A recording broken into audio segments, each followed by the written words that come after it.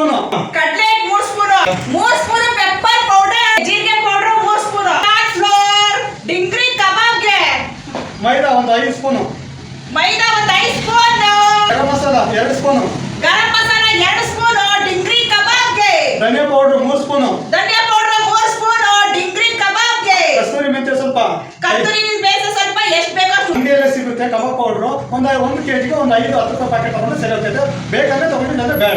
3 spoon ಹಾಕೋಣ. 3 spoon ಗೊತ್ತಾಗಲ್ಲ ಕನ್ನಡ. ಉಪ್ಪಿಗಿಂತ ರುಚಿ ಬೇರೆ ಇಲ್ಲ. ಢಾಲ್ ಬೆಳ್ಳುಳ್ಳಿ ಜಜ್ಕೊಳ್ರಿ, ಕರ್ಬೇವನ್ನ ಹಚ್ಕೊಳ್ರಿ, ಡಿಂಗ್ರಿ ಕಬಾಬ್ಗೆ ಮಿಕ್ಸ್ ಮಾಡ್ಕೊಳ್ರಿ. ಮಸಾಲೆ ಮೊಸರು, ಗಟ್ಟಿ ಮೊಸರು 150 ml ಅಷ್ಟು ಗಟ್ಟಿ ಮೊಸರು, ಒಂದು ನಿಂಬೆ ಇಂಟು ಕಟ್ಬಿಟ್ರೆ ಡಿಂಗ್ರಿ ಕಬಾಬ್ ಡಿಂಗ್ ಆಗಿರುತ್ತೆ.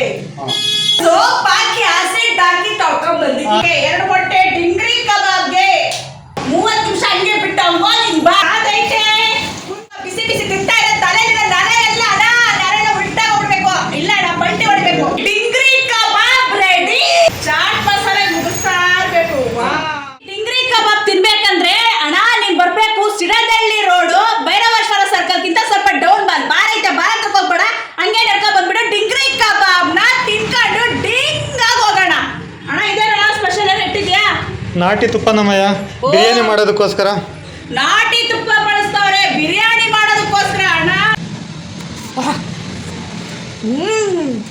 ತಲೆ ಮೊದ್ಲೆಲ್ಲ ಅಲ್ಲಾಡ್ತೈತಡ.